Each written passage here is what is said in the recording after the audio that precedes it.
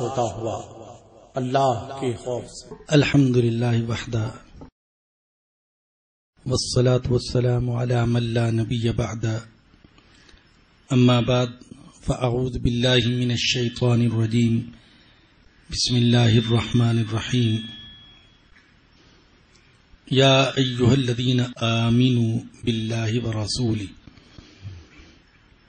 وقال تعالی یا ایہا الذین آمنوا ان تتقوا اللہ یجعل لکم فرقانا ویکفر عنکم سیئاتکم، وقال تعالی یا ایہا الذین آمنوا توبوا الی اللہ توبۃ نصوحا، صدق اللہ العظیم۔ عزیز طلباء اور طالبات اور قابل احترام بزرگوں اور دوستوں،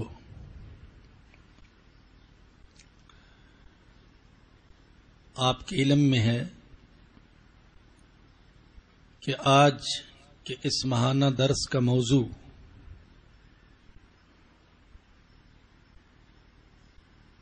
ایمان، تقوی اور توبہ ہے، جو کہ حقیقت میں ہمارے تمام مسائل کا حل ہے۔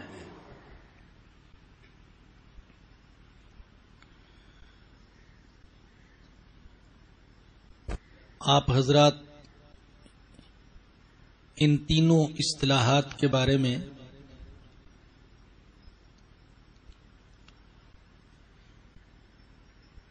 سنتے رہتے ہوں گے۔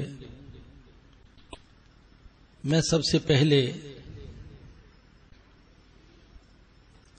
ان تینوں کا لغوی اور اصطلاحی معنی اور قرآن کریم اور احادیث نبویہ میں ان کا جو ذکر آیا ہے اور ان کی جو حقیقت بیان کی گئی ہے وہ آپ کے سامنے بیان کرنا چاہوں گا۔ اللہ تعالی سے دعا ہے کہ اللہ پاک مجھے اور آپ سب کو ایمان، تقوی اور توبہ کی حقیقت نصیب فرمائے۔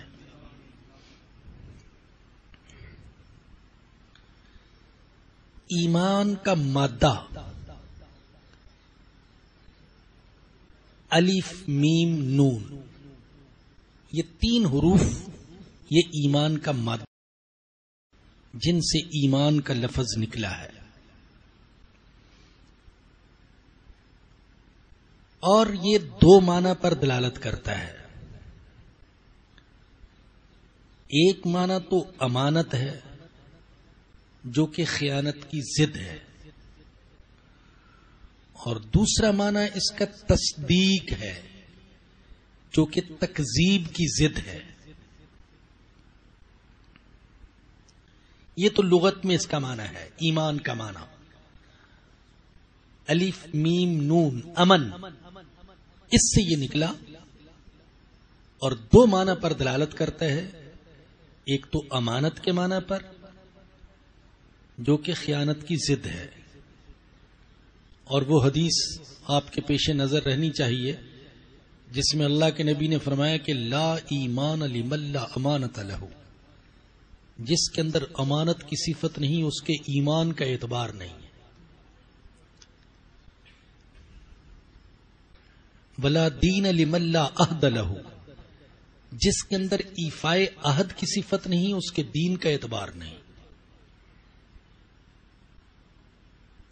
کیونکہ امانت یہ تو ایمان کا معنی ہے، امانت ہی نہیں ہے تو ایمان کیسے ہوگا؟ انسان تو وہ ہے جس کے اندر انسانیت ہو، اور جس کے اندر انسانیت ہی نہیں وہ انسان کیسے؟ عطر تو وہ ہے جس کے اندر خوشبو ہو، اور جس میں خوشبو ہی نہیں، لاکھ کہیں کہ یہ عطر ہے، وہ عطر کیسے ہو سکتا ہے؟ چراغ تو وہ ہے جس کے اندر روشنی دینے کی صلاحیت ہو، لیکن جس کے اندر روشنی دینے کی صلاحیت ہی نہیں وہ چراغ کیسے ہو سکتا ہے؟ تو پہلا معنی جس پر ایمان کا لفظ دلالت کرتا ہے وہ ہے امانت،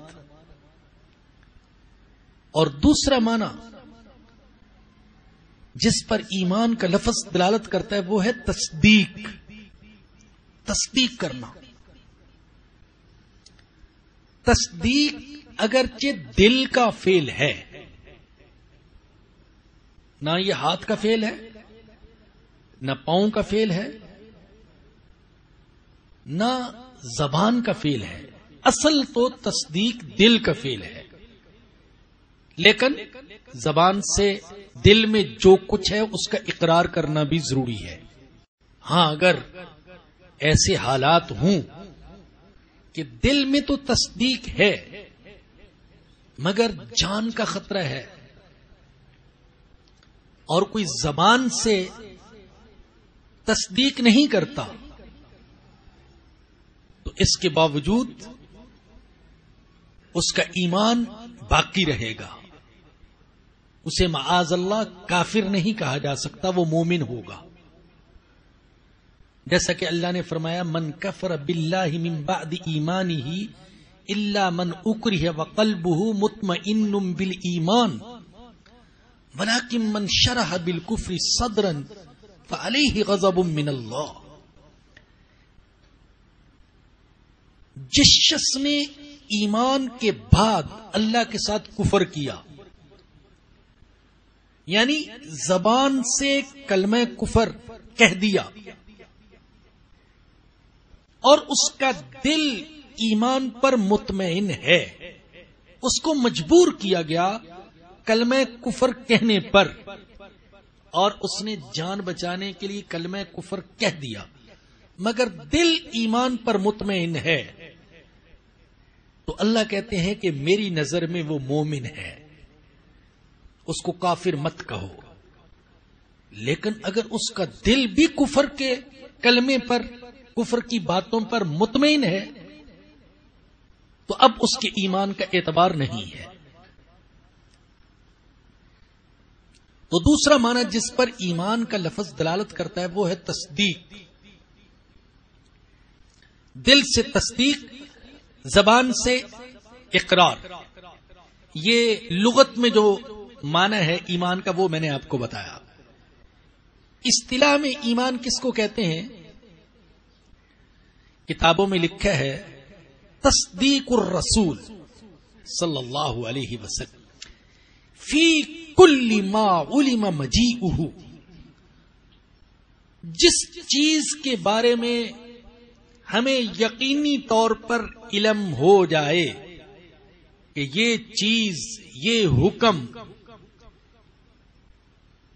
اور یہ حقیقت، یہ واقعہ اللہ کے رسول نے بیان کیا ہے، یہ تعلیمات حضور لے کر آئے ہیں، جن کے بارے میں ہمیں یقینی طور پر علم ہو جائے ان کی تصدیق کرنا، یہ ایمان ہے. یہ اصطلاح میں ہے.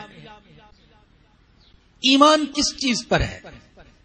آپ نے ایمان مجمل کی دعا ضرور یاد کی ہوگی یا پڑھی ہوگی، اور ایمان مفصل بھی. ایمان مجمل آمنت باللہ کما هو باسمائہ وصفاتہ وقلبہ. آمنت باللہ کما ہوا باسمائہ وصفاتہ. آگے کیا ہے؟ وقبلت جمیع احکامہ اقرار باللسان وتصدیق بالقلب. میں ایمان لایا اللہ پر جیسے کہ وہ اپنے ناموں اور اپنی صفات کے ساتھ ہے، اور میں نے اس کے سارے احکام کو قبول کیا. میں زبان سے اقرار کرتا ہوں اور دل سے تصدیق کرتا ہوں. اور ایمان مفصل میں کیا ہے؟ آمنت باللہ وملائکتہ وکتبہ ورسلہ والیوم الآخر والقدر خیرہ وشرہ من اللہ تعالی والبعث بعد الموت. میں ایمان لایا اللہ پر، ساری کتابوں پر، سارے رسولوں پر، آخرت کے دن پر، اچھی بری تقدیر پر، اور مرنے کے بعد کی زندگی پر. ان 6 چیزوں پر ایمان لانا ضروری ہے ایک مسلمان کے لیے. چنانچہ ایک مشہور حدیث ہے جس کو حدیث جبرائیل کہتے ہیں. اس میں ایک جبرائیل علیہ السلام انسانی شکل میں آئے تھے اور انہوں نے نبی اکرم صلی اللہ علیہ وسلم سے ایک سوال تو یہ کیا کہ ایمان کیا ہے، دوسرا یہ کہ اسلام کیا ہے، اور تیسرا یہ کہ احسان کیا ہے، اور چوتھا یہ کہ قیامت کب آئے گی. یہ 4 سوالات کیے اور صحابہ نے سنے. تو اس حدیث جبرائیل میں بھی انہی چیزوں کا ذکر ہے کہ ان چیزوں پر ایمان لانا یہ ہے حقیقت میں ایمان. یہ ہے ایمان کا لغوی اور اصطلاحی معنی. قرآن کریم کی تقریباً 327 آیات میں ایمان کا ذکر آتا ہے، الفاظ بدل بدل کر. کہیں آمینو، کہیں آمنو، کہیں یؤمنون، کہیں تؤمنون، کہیں مؤمنین، کہیں مؤمنون. یعنی ایمان کا لفظ کم و بیش 327 آیات میں آیا ہے.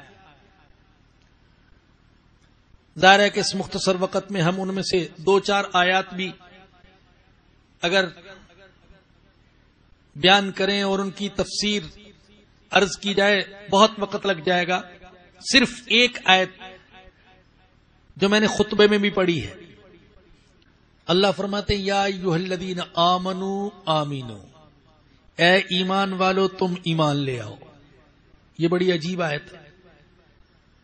اللہ نے کافروں سے خطاب نہیں کیا اے کافرو تم ایمان لے آؤ، اے مشرکو تم ایمان لے آؤ، بلکہ عجیب بات بتاؤں آپ کو کہ پورے قرآن کریم میں 2 آیات کے علاوہ اللہ نے کہیں بھی کافروں اور مشرکوں سے خطاب کیا ہی نہیں ہے. وہ آیات جن میں خاص طور پر یا ایھا الذین آمنو کہا، وہ آیات تو تقریباً کتنی ہیں کسی کو معلوم ہے؟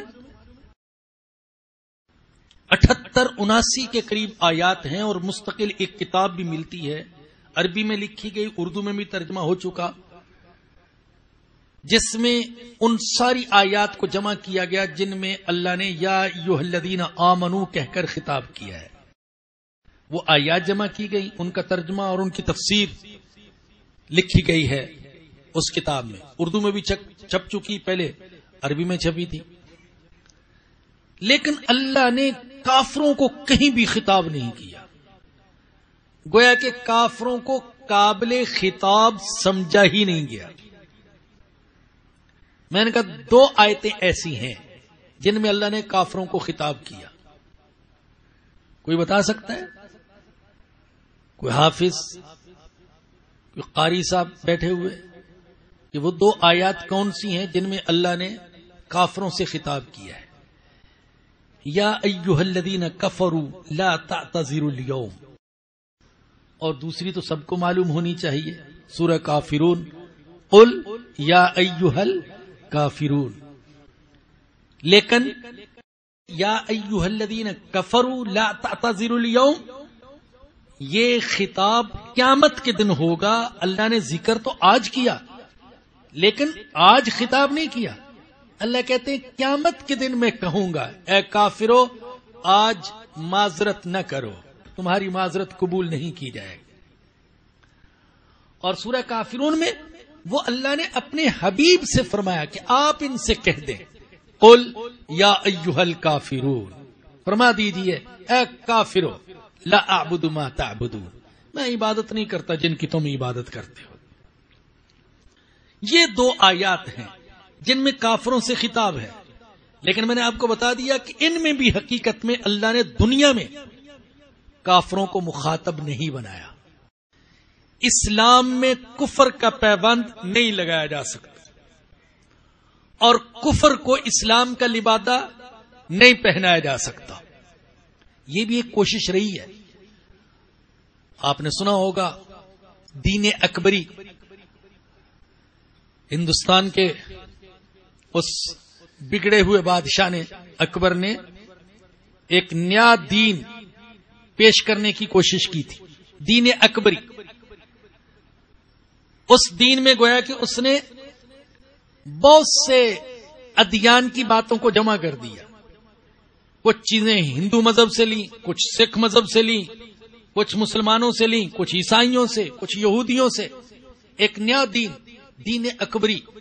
اس پاگل کے دل میں، دماغ میں بعض درباریوں نے یہ بات بٹھائی کہ دین مصطفی کی عمر 1000 سال تھی اور 1000 سال پورا ہو چکا، اب ایک نئے دین کی ضرورت ہے.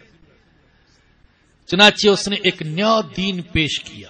عجیب و غریب دین تھا، جس میں سورج کی بھی پوجا ہوتی تھی، گنگا جمنا کی بھی پوجا ہوتی تھی، اسلامی نام رکھنے پر پابندی تھی، گائے بکری کے ذبیحے پر پابندی تھی، اور السلام علیکم کہنے پر پابندی تھی. عجیب سا اس نے دین ایجاد کیا. لیکن اللہ نے ایک اپنے بندے کو کھڑا کر دیا، ایک فقیر کو کھڑا کر دیا، ایک بوریا نشین کو کھڑا کر دیا، جن کو نام دیا گیا مجدد الف ثانی کا، رحمت اللہ علیہ.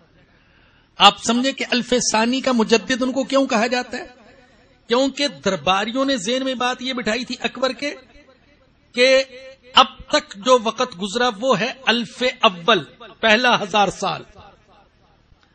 تو پہلے 1000 سال کے لیے محمد کا دین تھا صلی اللہ علیہ وسلم، اب وہ دین کامیاب نہیں ہو سکتا. اب دوسرے 1000 سال کے لیے ایک نئے دین کی ضرورت ہے. لیکن اللہ نے جو اپنی شریعت کا نگہبان کھڑا کیا تو اسے لقب دیا گیا مجدد الف ثانی کا. جس نے کلمہ حق بلند کیا، گوالیار میں قید ہوئے، لیکن ڈٹ گئے اس بات پر کہ محمد مصطفیٰ صلی اللہ علیہ وسلم کا دین 1000 سال کے لیے نہیں تھا، بلکہ آپ کا دین سارے زمانوں کے لیے، سارے جہانوں کے لیے، سارے مکانوں کے لیے ہے اور سارے انسانوں کے لیے. اس مناسبت سے ایک بات ذہن میں آ رہی ہے، ایک نیا دین ایجاد کرنے کے حوالے سے. بنگلہ دیش کا ایک ادیب اور شاعر گزرا ہے، صحیح تلفظ تو آپ اس کا جانتے ہوں گے، ٹیگور ہے نام ہے اس کا، ٹیگور ہی ہے، ٹیگور. تو میں نے کہا ایسا نہ ہو کہ ٹیگور ہو اور میں ٹیگور کہہ دوں. سید سلیمان ندوی رحمت اللہ علیہ فرماتے ہیں کہ بحری جہاز میں ایک دفعہ اس سے میری ملاقات ہوئی. اس نے بھی ایک نیا دین ایجاد کیا تھا. اس نے کہا کہ میں نے ایسا ایک دین تیار کیا ہے جس میں ہر مذہب کی اچھی باتوں کو شامل کر لیا ہے اور کمزور باتوں کو نظر انداز کر دیا ہے. یہ ٹیگور نے کہا. تو سید سلیمان ندوی رحمت اللہ علیہ فرماتے ہیں، خطبات مدراس میں انہوں نے یہ واقعہ بیان کیا ہے کہ میں نے اس سے کہا کہ جب ہر مذہب کی آپ نے کمزور باتوں کو نکال دیا اور اچھی اچھی باتوں کو جمع کر دیا تو پھر ہونا تو یہ چاہیے تھا کہ یہ دین بہت جلد قبولیت حاصل کرتا اور لوگوں کا اس کی طرف بہت رجوع ہوتا، لیکن کوئی جانتا ہی نہیں. آپ بھی نہ جانتے ہوتے اگر میں نہ بتاتا آپ کو. تو ٹیگور نے عجیب بات کہی. اس نے کہا میں نے مذہب تو بڑا اچھا تیار کیا ہے، لیکن میرے پاس اس مذہب کو دنیا کو سمجھانے کے لیے کوئی آئیڈیل اور نمونہ نہیں ہے. اللہ اکبر. جسے میں پیش کر سکوں، کوئی آئیڈیل، کوئی نمونہ جو اس مذہب کی چلتی پھرتی تفسیر ہو، میرے پاس وہ نہیں ہے. جبکہ الحمدللہ الحمدللہ ثم الحمدللہ مسلمانوں کو اللہ پاک نے جو دین عطا کیا، مسلمانوں کے پاس اس کا چلتا پھرتا نمونہ، آئیڈیل، ایک اسوہ حضرت محمد الرسول اللہ صلی اللہ علیہ وسلم کی شکل میں موجود ہے. چنانچہ اہل علم کہتے ہیں کہ قرآن حقیقت میں ایک نہیں ہے، قرآن 2 ہیں. ایک قرآن وہ ہے جو 2 جلدوں میں 30 پاروں میں محفوظ ہے، اور ایک قرآن محمد الرسول اللہ کی صورت میں 23 سالہ زندگی میں محفوظ ہے۔ یہ خاموش قرآن ہے، وہ بولتا قرآن ہے۔ یہ جامد قرآن ہے، وہ عمل کرتا ہوا قرآن ہے۔ قرآن میں جو کچھ قال ہے، قال تو سمجھتے نا آپ، بات کو قال کہتے ہیں۔ قرآن میں جو کچھ لفظ اور قال ہے وہ حضور کی زندگی میں عمل اور حال ہے۔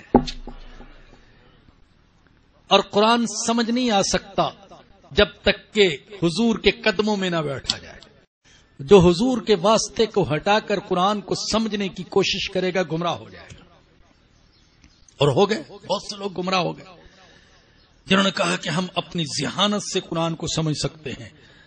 قرآن کہتے ہیں وَلَقَدْ يَسَّرْنَا الْقُرْآنَ لِلذِّكْرِ فَهَلْ مِن مُدَّكِرٍ، ہم نے اس کو آسان کیا ہے تو ہم بھی سمجھ سکتے ہیں۔ اگر مکہ والے سمجھ سکتے ہیں، مدینہ والے سمجھ سکتے ہیں، ہم بھی سمجھ سکتے ہیں، تو گمراہی کا شکار ہو گئے۔ عرض یہ کر رہا تھا کہ اللہ نے فرمایا یا ایھا الذین آمنوا آمینو، یہاں سے بات چلی تھی نا۔ ایک آیت میں نے کہا صرف عرض کر دوں، اے وہ لوگوں جو ایمان لائے ہو تم ایمان لے آؤ۔ اللہ مجھے کہہ رہا ہے، مجھے تم ایمان لے آؤ۔ اللہ آپ کو کہہ رہا ہے تم ایمان لے آؤ۔ تم کہتے ہو میں ایمان والا ہوں، اللہ کہتے ایمان لے آؤ۔ یہ ہم سے خطاب ہے۔ ہائے، جیسے حضرت فضیل بن عیاض رحم اللہ کا مشہور واقعہ آپ نے سنا ہوگا کہ جب ان کے کانوں میں یہ آیت کریمہ پڑی، ڈاکو تھے، چور تھے، مگر یہ آیت کریمہ پڑی الم یأن للذین آمنوا ان تخشع قلوبہم لذکر اللہ، کیا ابھی وقت نہیں آیا کہ ایمان والوں کے دل اللہ کے ذکر کے سامنے جھک جائے؟ تو حضرت فضیل نے یوں سمجھا کہ میرا اللہ مجھے کہہ رہا ہے، اے فضیل کیا وقت نہیں آیا کہ تم اللہ کے ذکر کے سامنے جھک جاؤ؟ تو فوراً پکار اٹھے، اے اللہ وہ وقت آ گیا، میں نے اپنے آپ کو تیرے سامنے جھکا دیا۔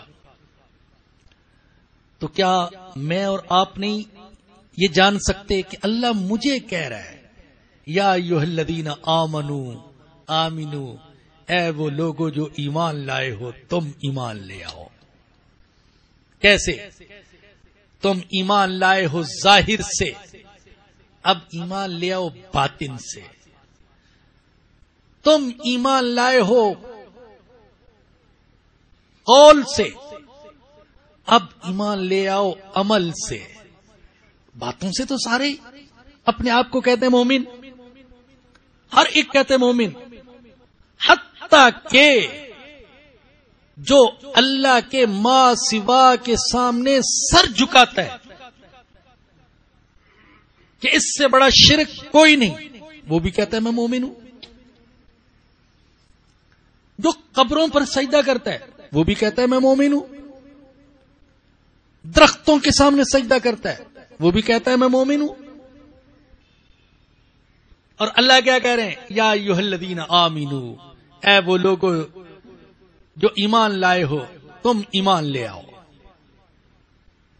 ایک آیت کریمہ قابل غور ہے شرک کے حوالے سے بھی۔ اللہ نے فرمایا کہ وما یؤمن اکثرهم باللہ الا وهم مشرکون، انسانوں کی اکثریت کا حال یہ ہے کہ یہ ایمان بھی رکھتے ہیں، شرک بھی کرتے ہیں۔ یہ اللہ کہہ رہے وما یؤمن اکثرهم باللہ الا وهم مشرکون، انسانوں کی اکثریت اس طرح ایمان لاتی ہے کہ ایمان کے ساتھ ساتھ شرک بھی کرتی ہے۔ حالانکہ ایمان میں شرک کی پیوند کاری نہیں ہو سکتی، ایمان اور شرک ایک جگہ جمع نہیں ہو سکتے۔ یہ تو آگ اور پانی کو جمع کرنا ہو گیا، بلکہ میں تو کہتا ہوں کہ آگ اور پانی کو بھی ممکن ہے کوئی سائنسی انداز میں جمع کر لے، لیکن ایمان اور شرک کو جمع کرنے کی تو کوئی صورت نہیں۔ یہ کیسے ہو سکتا ہے؟ توحید بھی ہو اور شرک بھی ہو، شرک بھی ہو اور توحید بھی ہو۔ تو میں نے عرض کیا قرآن کریم کی 327 آیات میں ایمان کا لفظ، ایمان کا مادہ اور ایمان کا ذکر آیا، لیکن ان میں سے صرف ایک آیت میں نے آپ کے سامنے پیش کی۔ احادیث بھی بہت ساری جن میں ایمان کا ذکر ہے۔ ایک حدیث تو میں نے آپ کو ایمان کی تعریف کرتے ہوئے اور ایمان کا لغوی اور اصطلاحی معنی بتاتے ہوئے سنائی تھی کہ اللہ کے نبی نے فرمایا لا ایمان لمن لا امانت لہ، جس کے اندر امانت کی صفت نہیں اس کے ایمان کا اعتبار نہیں۔ ایک مشہور حدیث میں رسول اقدس صلی اللہ علیہ وسلم نے فرمایا الایمان بضعۃ وستون شعبہ، ایمان کے 60 سے زیادہ شعبے، والحیاء شعبۃ من الایمان، اور ایمان کے 60 سے زیادہ شعبوں میں سے سب سے اہم شعبہ وہ حیا ہے۔ حیا یہ ایمان کا حصہ ہے، جس کے اندر حیا نہیں، یہ تو نہیں کہہ سکتا میں کہ معاذ اللہ اس پر کفر کا فتویٰ لگا دیا جائے، لیکن یہ یقینی بات ہے کہ اس کا ایمان انتہائی کمزور درجے میں ہے، جس کے اندر حیا کی صفت نہیں۔ اسی طریقے سے آقا نے ایک حدیث میں یہ بھی فرمایا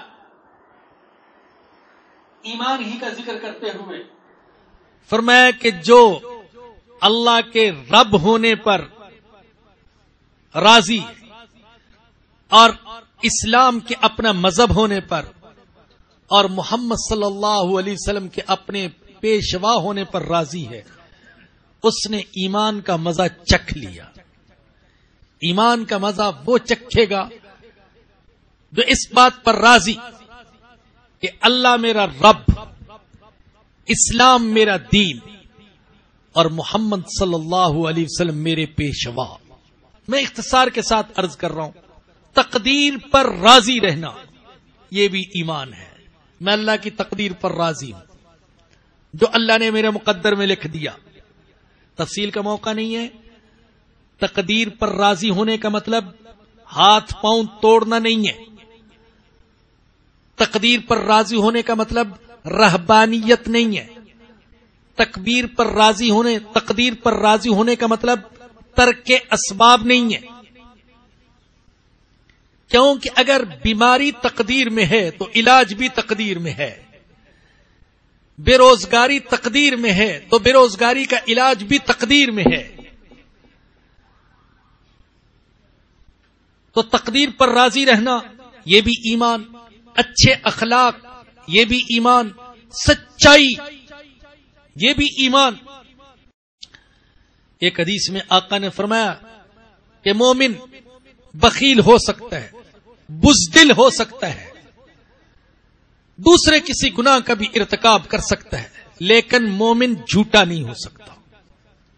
اور بہت سے اعمال کے بارے میں آقا نے بتا دیا کہ وہ ایمان میں خرابی ڈالنے والے ہیں۔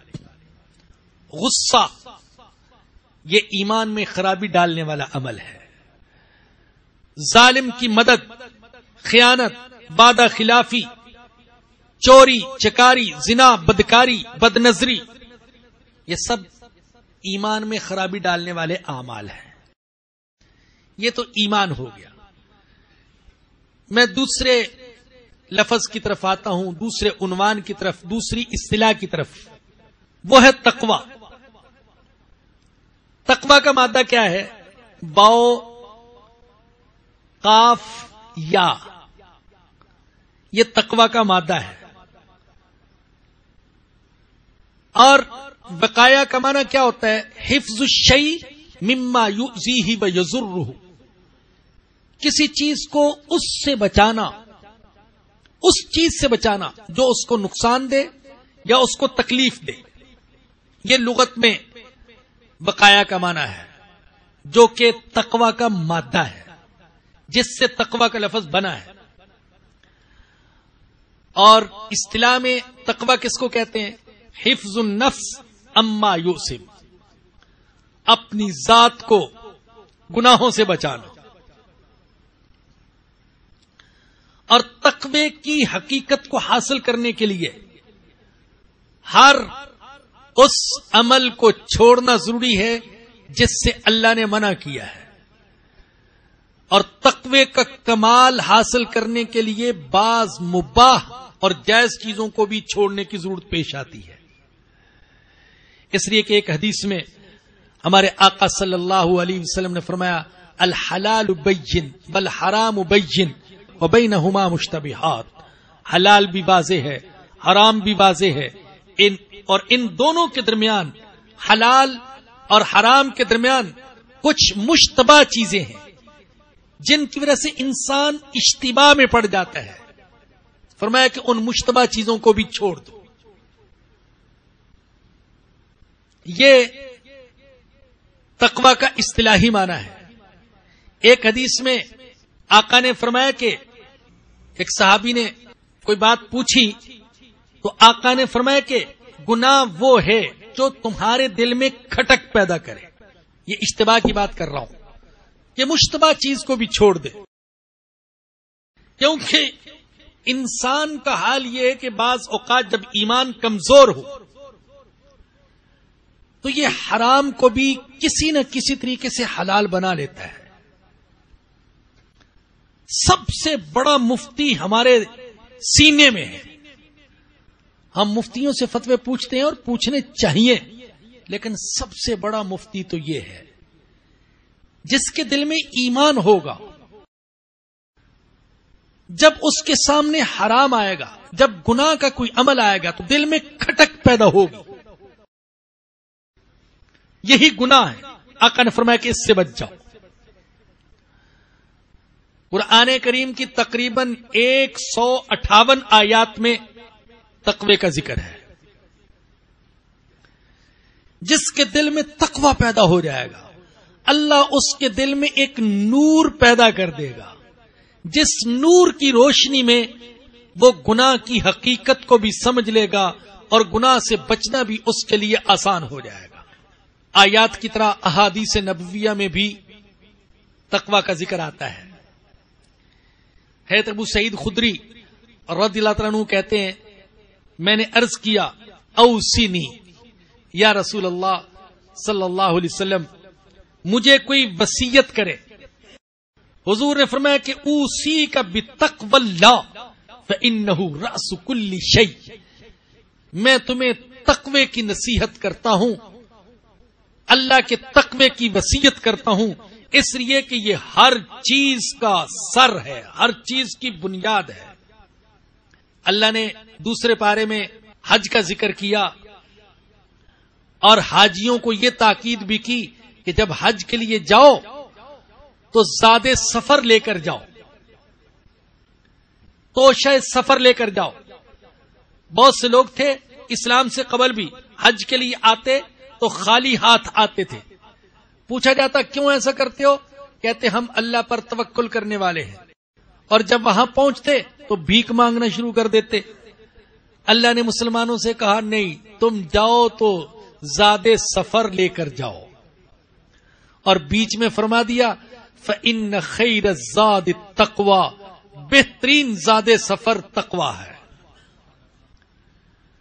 ظاہری زاد سفر بھی رکھو لیکن تقوی بھی ضروری.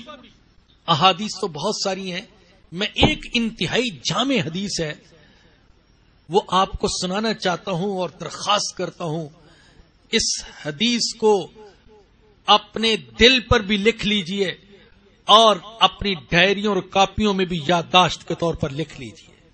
بڑی جامع حدیث ہے. حضرت ابو ہریرہ رضی اللہ عنہ کہتے ہیں ایک دفعہ رسول اللہ صلی اللہ علیہ وسلم نے فرمایا کون ہے جو میری چند باتوں کو یاد رکھے گا اور ان پر عمل کرے گا یا دوسروں کو سکھائے گا تاکہ دوسرے عمل کر سکیں. حضرت ابو ہریرہ کہتے میں نے فوراً کہا یا رسول اللہ میں حاضر ہوں، میں عمل بھی کروں گا، دوسروں تک بھی پہنچاؤں گا. حضور نے میرا ہاتھ پکڑا. یہ سمجھانے کا ایک طریقہ تھا اور دل میں بات کی اہمیت پیدا کرنے کا ایک طریقہ. اور پھر حضور نے 5 باتیں ارشاد فرمائی. پہلی بات، اتق المحارم تکن اعبد الناس. اے ابو ہریرہ، اللہ نے جن کاموں کو حرام کیا ہے ان سے بچ جاؤ. یہ تقوی ہے. اتق المحارم، اللہ نے جن چیزوں کو حرام کیا ہے ان سے بچ جاؤ. اگر تم ان چیزوں سے بچ گئے تو تم انسانوں میں سے سب سے زیادہ عبادت کرنے والے شمار ہوگے. ہم عبادت کرنے والا کس کو کہتے ہیں؟ جو نفلی نماز بہت پڑھتا ہو، فرض بھی پڑھتا ہو، نفلی نمازیں بھی پڑھتا ہو، نفلی حج کرتا ہو، عمرے کرتا ہو، نفلی روزے رکھتا ہو، ہم اسے کہتے ہیں بہت عبادت کرنے والا. چنانچہ لوگ کہتے ہیں آپس میں بہت عبادت گزار ہے، تہجد بھی نہیں چھوڑتا، اشراق بھی نہیں، چاشت بھی نہیں، اوابین بھی نہیں، ساری نمازوں کا اہتمام کرتا ہے. اور حضور کیا فرما رہے؟ اللہ نے جن کاموں کو حرام کیا ہے ان کے بارے میں تقوی اختیار کرو، ان سے بچ جاؤ تو اللہ کی نظر میں تم سب سے بڑے عبادت گزار شمار ہوگے. یہ بات سمجھنے کی ہے. میں اکثر کہتا رہتا ہوں، ہم میں سے جب کسی کو جوش آتا ہے میں نیک بن جاؤں، میں متقی بن جاؤں، میں صوفی بن جاؤں، میں اللہ والا بن جاؤں، تو وہ نفلی عبادت کا بہت اہتمام کرتا ہے. لیکن بعض نفلی عبادات کا اہتمام کرنے والوں کو میں نے دیکھا ہے گناہوں سے وہ بھی نہیں بچتے. نفلی عبادت بھی چل رہی ہے، سودی کاروبار بھی چل رہا ہے، نفلی عبادت کا اہتمام بھی ہو رہا ہے، جھوٹ بھی، غیبت بھی، چغلی بھی، حسد بھی، بد نظری بھی، یہ سب چیزیں چل رہی ہیں. رشوت بھی، حرام بھی، قطع رحمی بھی، حقوق کا دبانا بھی، ظلم بھی، یہ سب چل رہا ہے اور نفلی عبادت بھی چل رہی ہے. اور ہم کہتے ہیں بہت عبادت کرنے والا ہے، جبکہ آقا کیا فرما رہے ہیں؟ حرام سے بچو، حرام سے بچو تو تم سب سے بڑے عبادت گزار ہوگے. میرے بھائیوں، میری بہنوں، نفلی حج اور عمرے کرنا آسان ہے اور تہجد، اشراق جیسی نفلی نمازیں پڑھنا آسان ہے. گناہوں سے بچنا مشکل ہے، حرام سے بچنا مشکل ہے. پیٹ کی حرام سے حفاظت کرنا، نظر کی، زبان کی، کانوں کی، ہاتھوں کی حرام سے حفاظت کرنا، یہ ہے مشکل. اور اسی مشکل پر عمل کرنے والے کو حضور فرماتے ہیں وہ سب سے بڑا عبادت گزار ہے. پہلی نصیحت یہ فرمائی، اتق المحارم تکن اعبد الناس. حرام سے بچو، تم سب سے بڑے عبادت گزار بن جاؤ گے. ورض بما قسم اللہ لک تکن اغنى الناس. اللہ نے جو تمہاری قسمت اور مقدر میں رکھ دیا اس پر راضی ہو جاؤ، تم انسانوں میں سے سب سے بڑے غنی بن جاؤ گے. جو میرے اللہ نے مجھے دیا ہے میں اس پر راضی ہوں.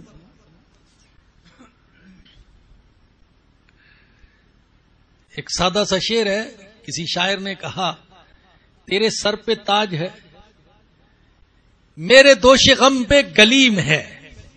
گلیم گدڑی کو کہتے ہیں، کمبل کو کہتے ہیں. تیرے سر پہ تاج ہے، میرے دوش غم پہ گلیم ہے. تیری داستاں بھی عظیم ہے، میری داستاں بھی عظیم ہے. تجھے اللہ نے بنگلہ دیا، تیری داستاں بھی عظیم. مجھے اللہ نے جھونپڑے میں رکھا، میں اس پر راضی ہوں، میری داستاں بھی عظیم. اسلام کی تعلیم یہ ہے کہ دنیا کے اعتبار سے اس کو دیکھے جو پیچھے ہے اور دین کے اعتبار سے اس کو دیکھے جو آگے ہے، تاکہ شکر بھی کرے اور دین میں آگے بڑھنے کا جذبہ بھی پیدا ہو۔ الحمدللہ میں حقیقتاً کہتا ہوں، کم از کم میں اپنے بارے میں تو اکثر کہتا رہتا ہوں، میں اس رہنے والے کروڑوں انسانوں سے بہتر زندگی گزار رہا ہوں۔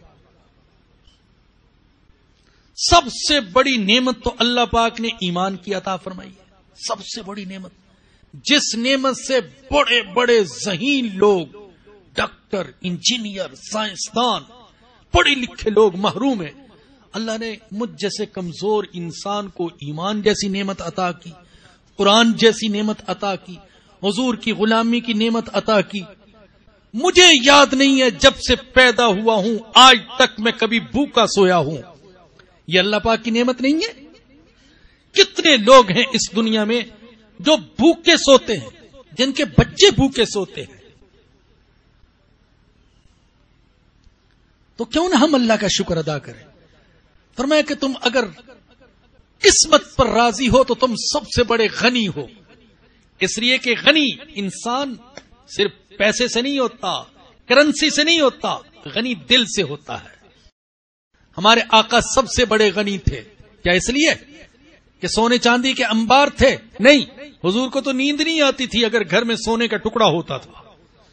آپ سب سے بڑے غنی اس لیے تھے کہ دل میں غنا تھی۔ تیسری نصیحت فرمایا کہ وَأَحْسِنْ إِلَىٰ جَارِكَ تَكُنْ مُؤْمِنًا، اپنے پڑوسیوں کے ساتھ اچھا سلوک کرو تم مومن بن جاؤ گے۔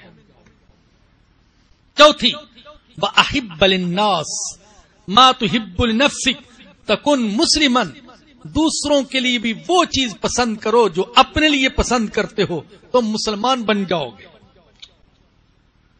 پانچویں نصیحت وَلَا تُكْسِرُ الضِّحْكَ فَإِنَّ كَثْرَةَ الضِّحْكِ تُمِيتُ الْقَلْبَ، زیادہ قہقہے نہ لگایا کرو، زیادہ نہ ہنسا کرو، اس لیے کہ بہت قہقہے لگانے سے دل مردہ ہو جاتا ہے۔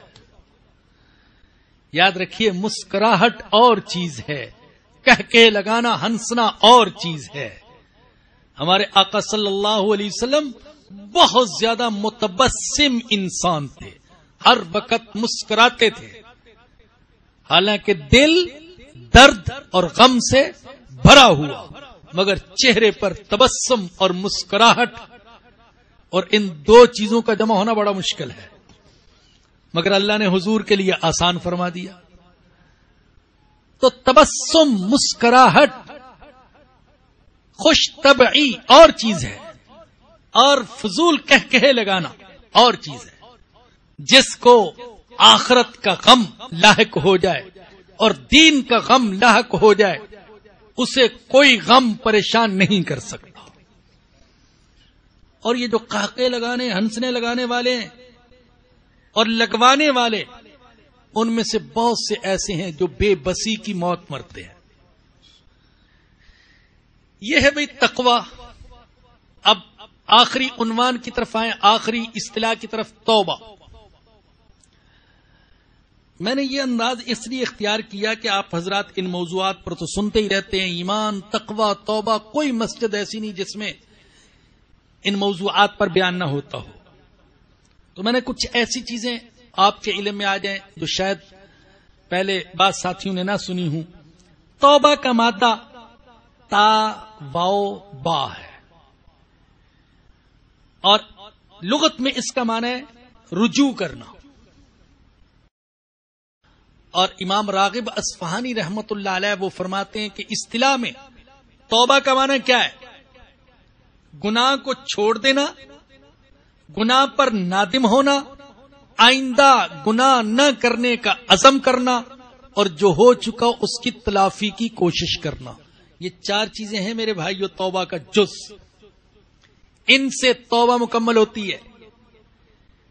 ایک تو گناہ کو فوراً چھوڑ دے، یہ نہیں کہ گناہ بھی کر رہا ہے اور توبہ بھی کر رہا ہے۔ بعض ساتھیوں نے بتایا کہ ہمارے دیہاتوں میں سود خار ہوتے ہیں، سود خور،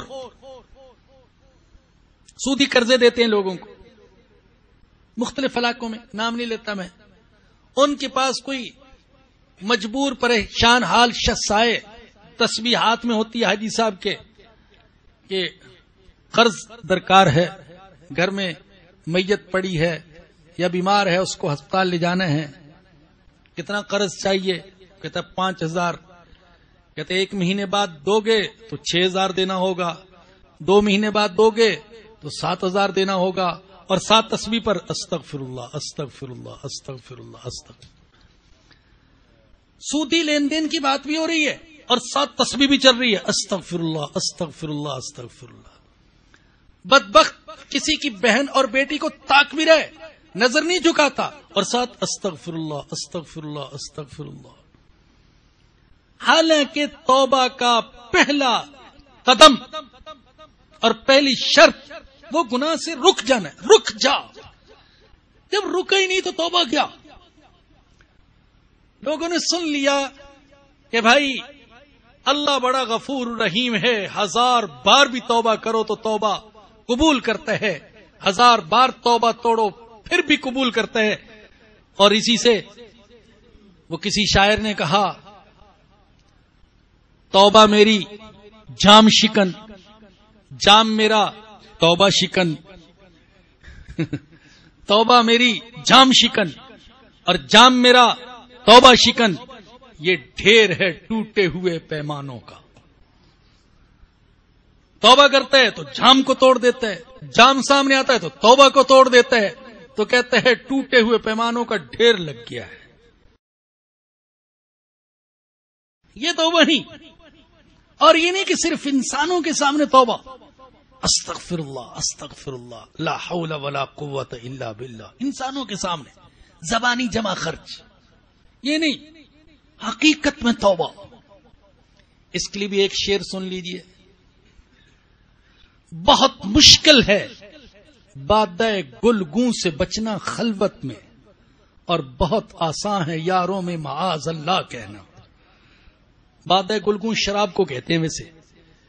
بہت مشکل ہے بادہ گلگوں سے بچنا خلوت میں، تنہائی میں، اور بہت آسان ہے یاروں میں معاذ اللہ کہنا.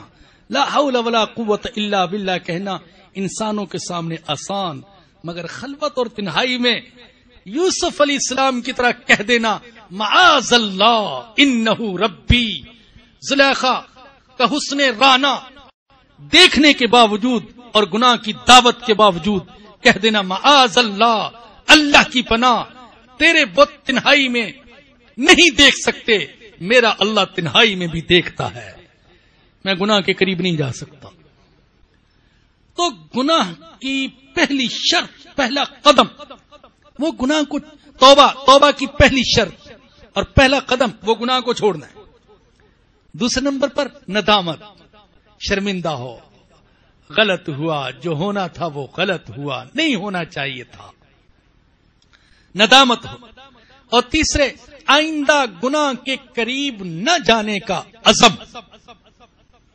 اور چوتھے جو کچھ ہو چکا اس کی تلافی، تدارک. نمازیں چھوڑی تھیں قضا کرے، روزے چھوڑے تھے قضا کرے، آج تک زکات نہیں دی زکات ادا کرے، حج فرض ہو چکا اب تک نہیں کیا کرے، یا پھر حج بدل کروائے، بہنوں کی وراثت پر قبضہ کیا تھا آج واپس کرے. یہ تدارک کرے. اس کے لیے 100 دفعہ کی تسبیح نہیں، 1,00,000 دفعہ کی تسبیح بھی چلا لے اور تدارک نہ کرے تو توبہ قبول نہیں ہے. دوسرے کے حق پر قبضہ کیا ہوا ہے، دوسرے کے مکان پر قبضہ، پلاٹ پر قبضہ، پیسے پر قبضہ، قرض پر قبضہ، اور اب نیک بننے کا شوق ہوا اور جناب تسبیح لے کر بیٹھ گیا صبح سے رات تک استغفر اللہ استغفر اللہ، آیت کریمہ کا ختم کر رہے ہیں لا الہ الا انت سبحانک انی کنت من الظالمین. چلے پر چلا گیا، سے روزے پر چلا گیا، اور عمرے کے لیے چلا گیا، حج کے لیے چلا گیا. جب تک دوسرے کا حق نہیں دے گا، تلافی نہیں کرے گا، 100 عمرے بھی کر لے تو بھی توبہ قبول نہیں ہے. حقیقت سمجھے توبہ کی حقیقت کیا ہے. اور یاد رکھیں ابن قیم رحمت اللہ علیہ فرماتے ہیں توبہ یہ دین اسلام کی حقیقت ہے اور سارے کے سارا دین حقیقت میں توبہ میں داخل ہے۔ سچی توبہ کرنے والا لمحوں میں وہ مقام حاصل کر لیتے ہیں جو سال ہا سال عبادت کرنے والا بھی شاید حاصل نہ کر سکے، لمحوں میں۔ اس لیے کہ جو آیت کریمہ توبہ کے حوالے سے آتی ہے، اس کا ایک مفہوم علماء نے یہ بھی بیان کیا ہے، جو سچی توبہ کر لے اللہ پاک اس کے سالوں کے گناہوں کو نیکیوں میں بدل دیتا ہے۔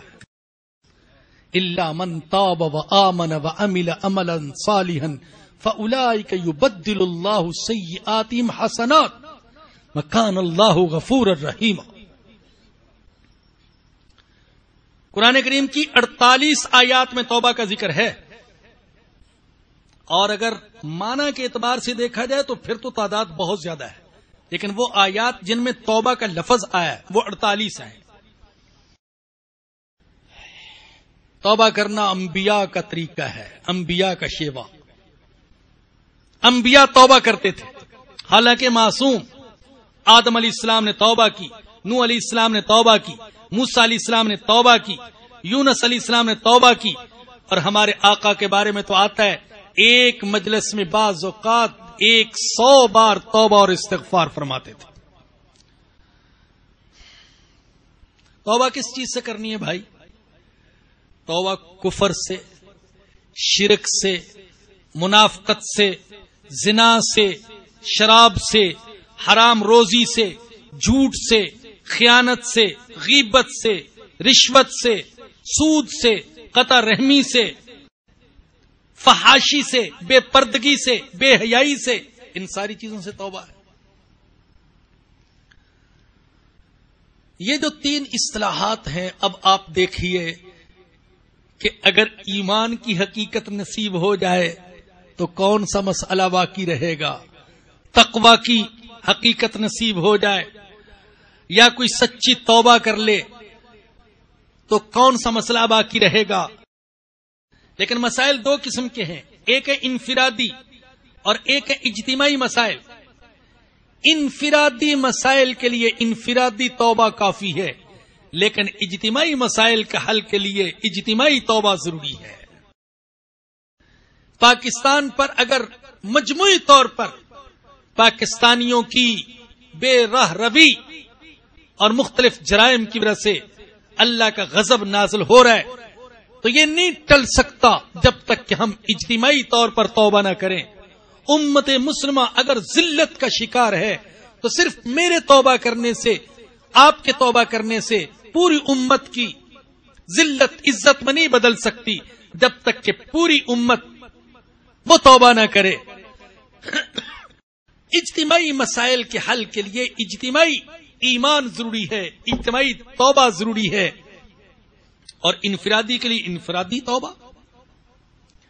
یاد رکھیے، جب ہم پر کوئی مصیبت اور پریشانی آئے، کوئی بیماری آئے، کوئی حادثہ آئے، سب سے پہلے توبہ کرنی چاہیے۔ سب سے پہلا کام جو کرنے کا ہے وہ توبہ۔ اللہ مجھ سے کوئی گناہ ہو گیا ہوگا، اس لیے کہ اللہ کہتے ہیں تم پر جو بھی مصیبت آتی ہے تمہاری اپنی کرتوتوں کی وجہ سے آتی ہے، لہذا فوری طور پر توبہ کرے، اللہ معاف فرما دے، مجھ سے غلطی ہو گئی، محاسبہ کرے کیا ہوا۔